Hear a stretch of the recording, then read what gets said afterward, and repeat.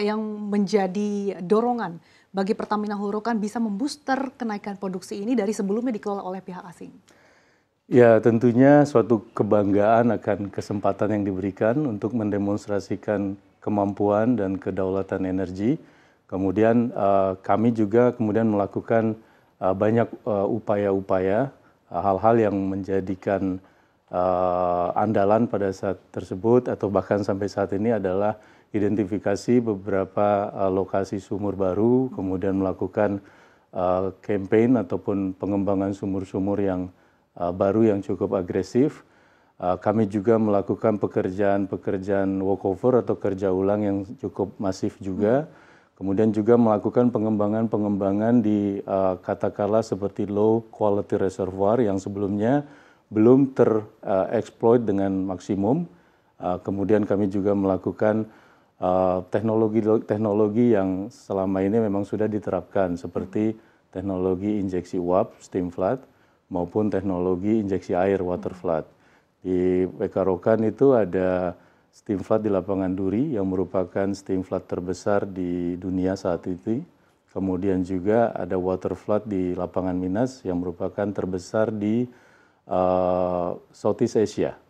Kami juga cukup agresif untuk melakukan tambahan-tambahan data 3D seismik agar kami bisa kemudian mengidentifikasi tambahan sumur eksplorasi baru. Oke. Alhamdulillah semuanya kemudian berjalan dengan baik. Tadi Anda sempat katakan bahwa dilakukan pemetaan ulang secara proaktif. Apakah ada perbedaan-perbedaan Pak ternyata setelah ditemukan di lapangan ada beberapa hal yang perlu dioptimalkan lagi? Pada intinya upaya-upaya yang dilakukan mungkin masih dalam portofolio yang kurang lebih sama gitu ya. Tapi lebih kepada agresivitasnya. Kemudian juga motivasinya untuk melakukannya dengan lebih cepat, lebih baik, seperti itu. Nah, seperti teknologi-teknologi yang saya sebutkan tadi memang sebelumnya sudah dilakukan di operator lama. Cuma kemudian kami lebih agresif saja melihat di lapangan-lapangan yang pada saat tersebut belum menjadi prioritas, belum tersentuh dengan teknologi itu, kami kemudian berinisiatif untuk melakukan review mendalam dan kemudian berhasil menjustify perlunya diterapkan teknologi tersebut. Nah, on top of itu ya, hal-hal yang sudah dilakukan tersebut, kami juga mencoba cara-cara baru. Saat ini dua andalan yang sedang kami upayakan adalah penerapan chemical EOR dan juga eksplorasi migas non-konvensional yang juga sejauh ini berjalan cukup baik. Agresivitas melalui tadi EOR dan juga MNK ya Pak MNK, ya. Sejauh ini seperti apa Pak upaya-upaya atau mungkin langkah-langkah eksplorasi dan juga penggejutan produksi ini Pak? Ya, eksplorasi yang dilakukan tentu tidak terbatas hanya di non-konvensional tapi juga di konvensional. Success rate sejauh ini cukup baik. Namun kalau kita bicara tentang migas non-konvensional, kami sudah melakukan pemboran di 2 sumur dan sejauh ini memberikan indikasi potensi hidrokarbon yang cukup positif. Untuk nanti akan dibawakan untuk pengembangan lebih lanjut melalui step-step appraisal well, kemudian proof of development, kemudian terakhir sebelum masuk ke full field development. Itu untuk MNK. Untuk chemical EOR juga cukup berprogres dengan baik. Kami juga sudah melakukan beberapa tes di lapangan-lapangan seperti di Balam South, kemudian juga akan dilakukan di Minas dan lain sebagainya. Mudah-mudahan semua nanti akan sesuai dengan tata waktu yang diharapkan. Dengan berbagai upaya yang dilakukan untuk tahun ini Pak, targetnya seperti apa? Karena kalau kita lihat yang sudah existing kan sekitar 162.000 barel ya Pak? Ya. Target yang diberikan ke kami saat ini melalui diskusi dengan pemangku kepentingan adalah sebesar 167.000 barrel oil per day.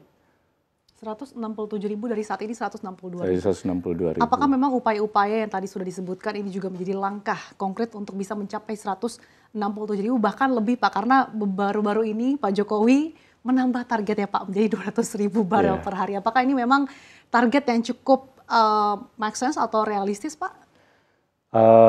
Menurut kami, kami akan mengupayakan sebaik mungkin dan berusaha semaksimal mungkin untuk mencapai target-target yang diberikan tersebut. tentunya dengan mengedepankan dan tidak melupakan aspek keselamatan baik untuk pekerja maupun lingkungan dan GCG. Nah, untuk mencapai target sebesar 200.000, tentu membutuhkan support dan dukungan dari stakeholders yang lain, baik dari dalam maupun dari luar. Kita bicara tentang rencana kerja yang lebih terintegrasi, project management yang lebih baik, kemudian juga sumber daya baik berupa anggaran maupun teknologi, dan tidak lupa, tidak kalah pentingnya adalah dukungan pemerintah, baik di lokal maupun nasional terkait dengan izin-izin dan permit yang dibutuhkan untuk itu. Tentu dengan komitmen dan ikhtiar dan doa kami akan berusaha sekeras mungkin untuk mencapai level produksi baru yang diharapkan oleh Bapak Presiden. Oke, Pak Roby, kalau kita flashback gitu ya, mungkin di awal sekitar tahun 2000-an itu capaian produksi bahkan bisa sekitar rata-rata 200.000 per barel. Nah ini apakah Indonesia bisa kembali mencapai masa keemasan itu, Pak?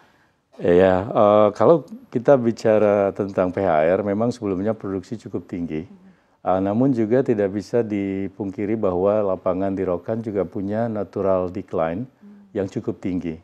Rata-rata decline di WK Rokan itu adalah antara 10-40%, tergantung dari tipe lapangannya. Oke, itu setiap tahunnya Pak? Setiap tahun, 10-40% per tahun.